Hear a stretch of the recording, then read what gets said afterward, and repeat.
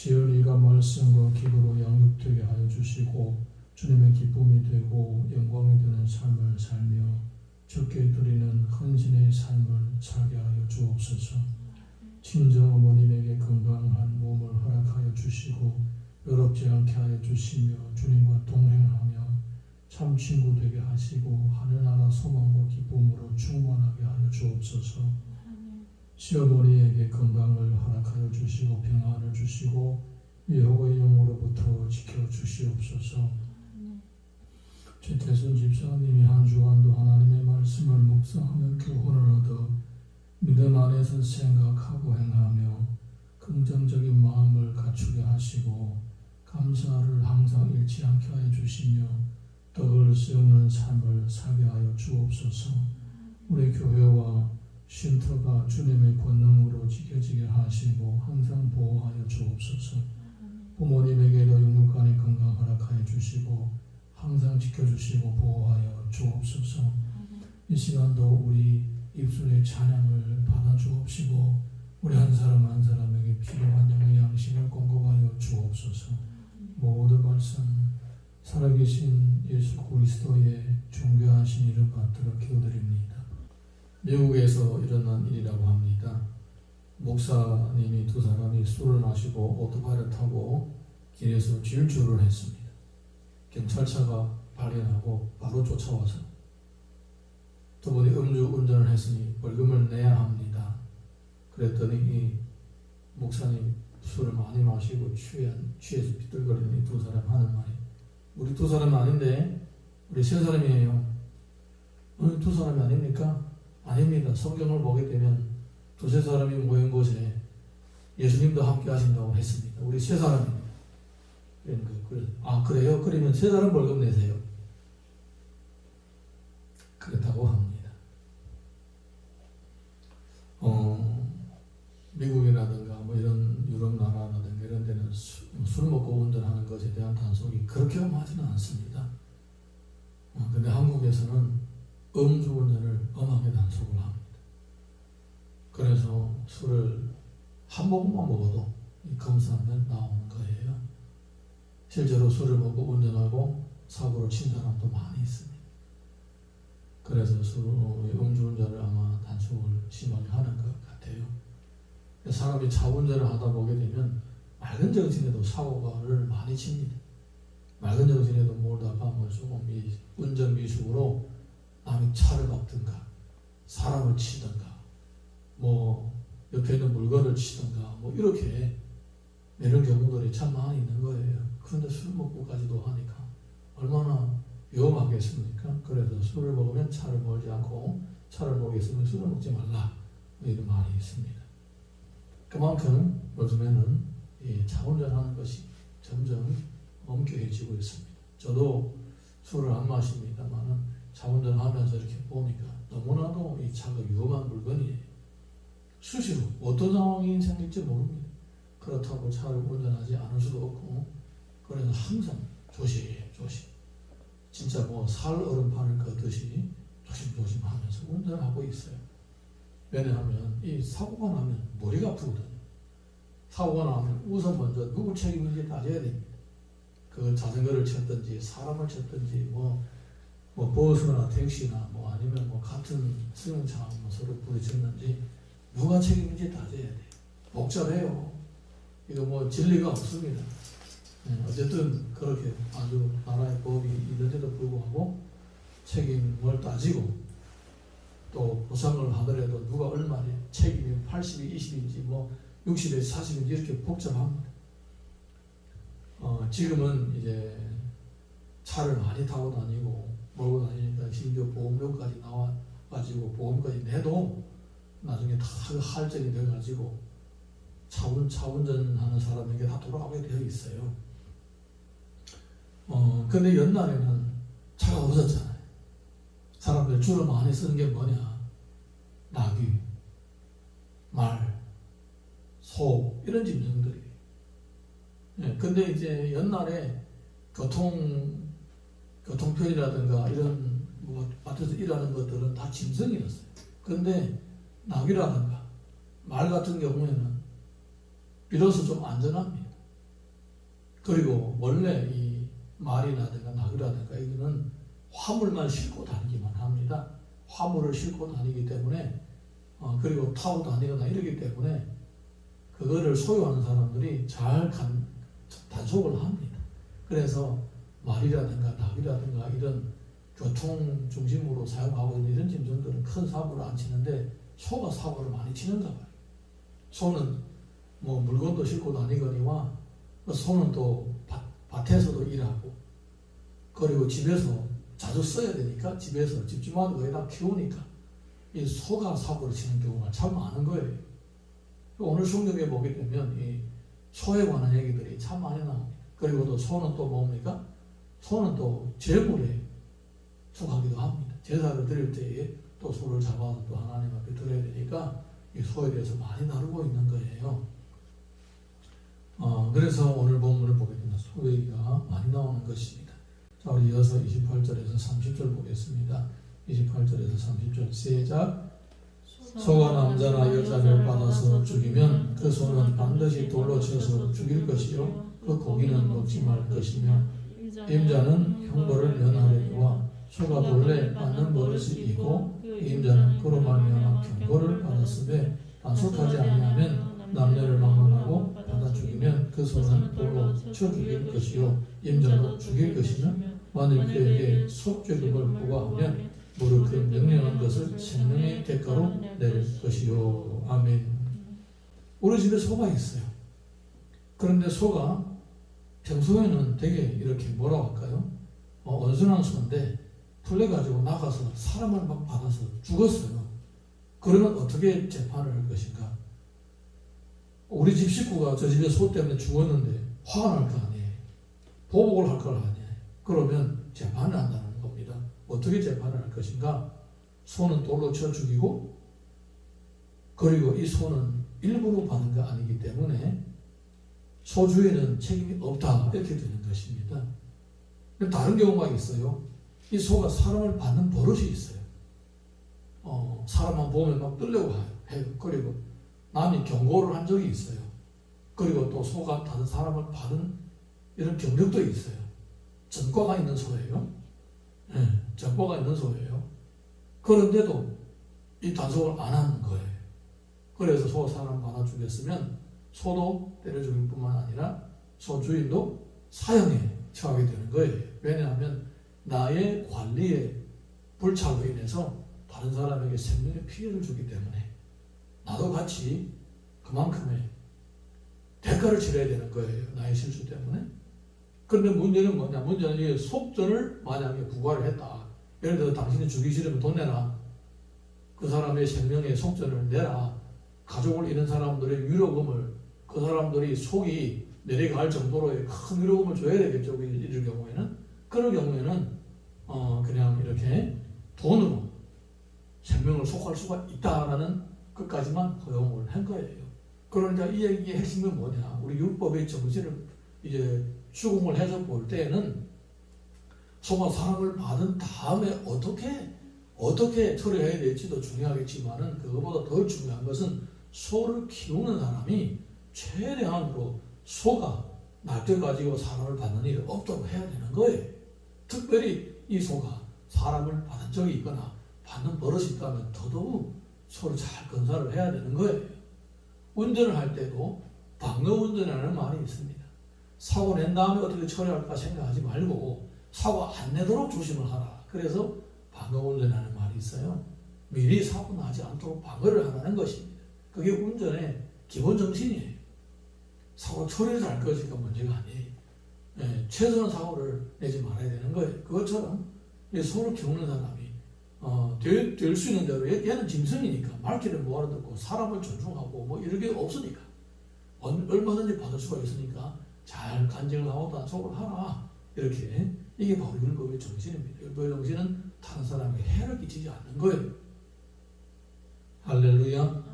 네, 그것이 바로 사랑하는 거예요. 하나님을 사랑하고 이웃을 사랑하는 이 최대 계명을 어떻게 실천하는가? 남에게 피해를 주지 않아야 사랑이 되는 거예요. 네, 이루어지는 거예요. 내가 다른 사람에게 피해를 주면서 사랑한다 하는 것은 그거는 불가능한 거예요. 그 사람 마음에 어떤 엉거리가 지도록 내가 나쁜 짓을 해놓고는 내가 당신을 사랑합니다. 역겹죠. 그러면 역겹은 거예요. 그건 사랑이 안 통하는 거예요. 사랑이 이루어지지 않는 거예요. 사랑이라는 것은 이 사람이 이 영혼이 있는 사람과 사람 사이에 이런 관계이기 때문에 상대방의 마음에 상처를 주고도 사랑을 한다는 것은 그건 불가능한 일이 되는 것입니다. 그래서 피해를 주지 않고 피해를 주지 않은 궁극적인 목적은 뭐냐? 하나님의 사랑을 실천하고 하나님의 나라를 이루기 위한 것입니다. 할렐루야. 이어서 31절에서 32절 시작.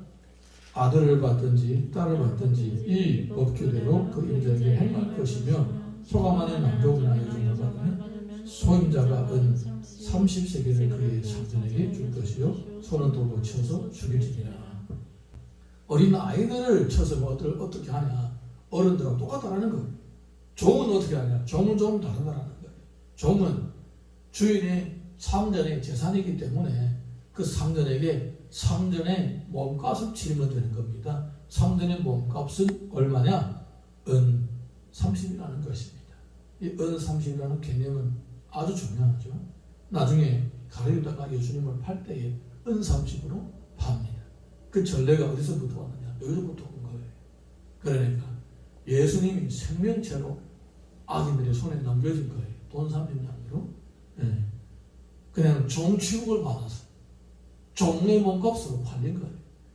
그만큼 예수님이 이 땅에 오셨을 때에 짐승처럼 낮아지셨다는 거예요. 그렇게 낮아진 거예요. 종처럼 낮아진 거예요. 종처럼. 그러니까 종처럼 낮아졌기 때문에 수많은 상처받은 사람들의 그 마음을 이해하고 종의 취급을 받고 종으로 살아가거나 짐승의 취급을 받는 사람들의 그 마음을 이해하고 공감을 할 수가 있었던 것입니다. 할렐루야. 그래서 주님은 우리의 마음을 아신다. 이 말은 빈말이 아니고 헛소리가 아닌 거예요. 실제로 주님이 그런 대우를 받았기 때문에 그런 상황 가운데 있는 사람, 사회의 큰 밑바닥에 있는 사람들 그 마음을 이해를 하는 거예요. 그래서 우리가 주님을 믿으면 나도 모르게 감동이 받아가지고 저절로 눈물 날 때가 많은 거예요.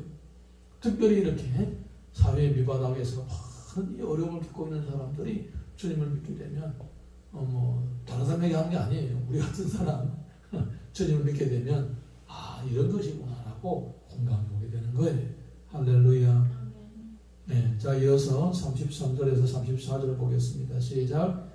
사람이 구덩이를 열어두거나 구덩이를 하고 덮지 아니하거나 소나 나귀와 거기에 빠지면 그 구덩이 주인이 잘 보상하여 짐승의 임자에게 돌을 줄 것이요 죽은 것은 그가 찾을 것이다. 그러니까 구덩이를 파놓고 짐승이 지나가다가 빠져 죽었다. 그러면 내가 그 죽은 것을 가지고 그 산 짐승의 값을 치러줘야 되는 것입니다.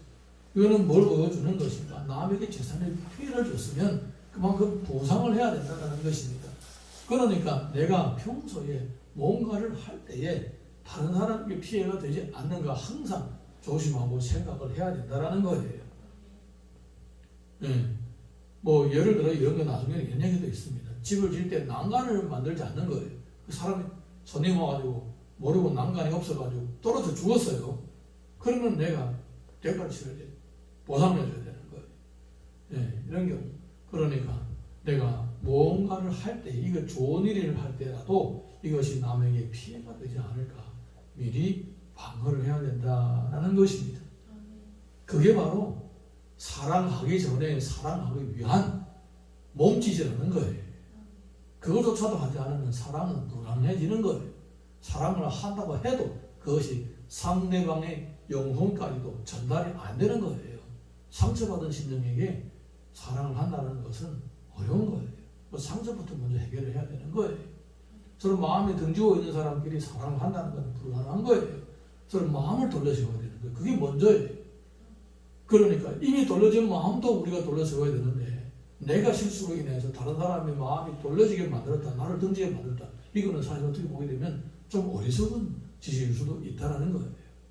그래서 내가 다른 사람이 나 때문에 시험 들지 않고 나 때문에 이 마음이 다치지 않도록 미리 방어를 하고 미리 조심을 하고 예방을 하는 것이 이것이 바로 주님의 지혜고 사랑하기 위한 하나의 출발의 자세가 아닌가 이런 것입니다. 할렐루야.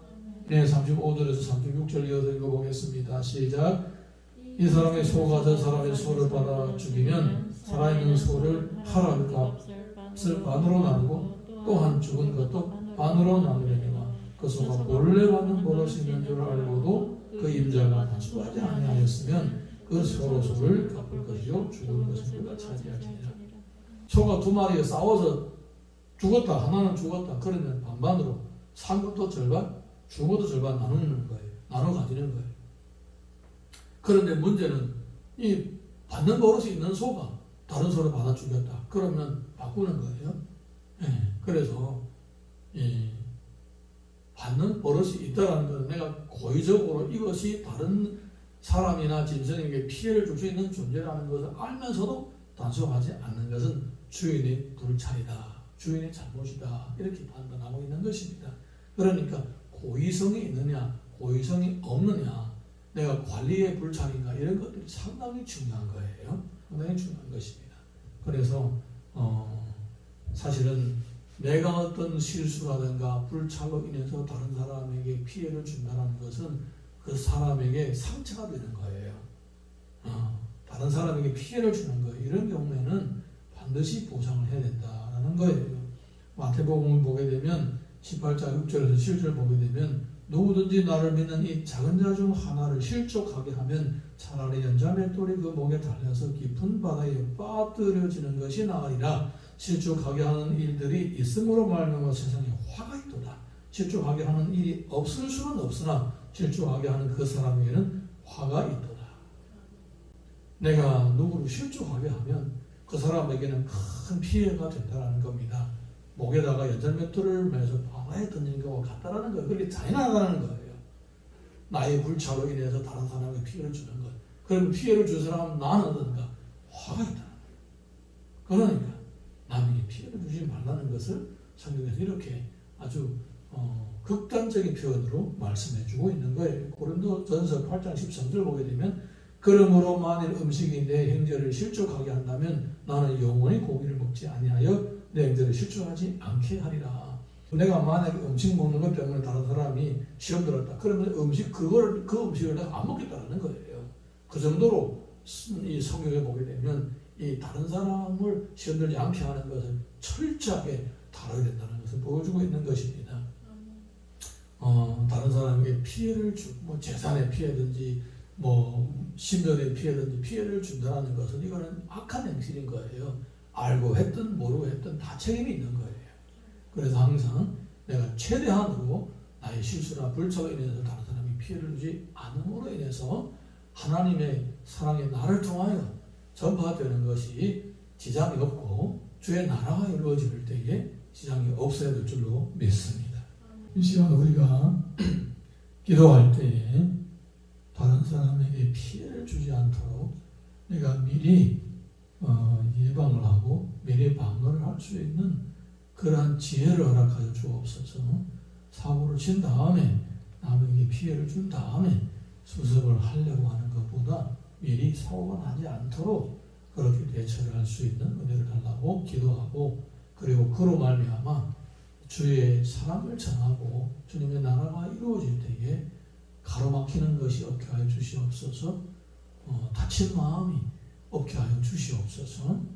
이렇게 기도하고 그리고 가족들과 교회와 지역사회와 나라와 민족과 열방을 위해서도 기도합니다. 그러다가 주의 이름을 부르고 기도합니다. 주여 주여 주여 오늘도 말씀해 주심을 감사합니다. 아버지 하나님 다른 사람의 재산에 그리고 다른 사람의 생명에 피해를 주었을 경우에 어떻게 보상을 하라고 말씀해 주셨습니다.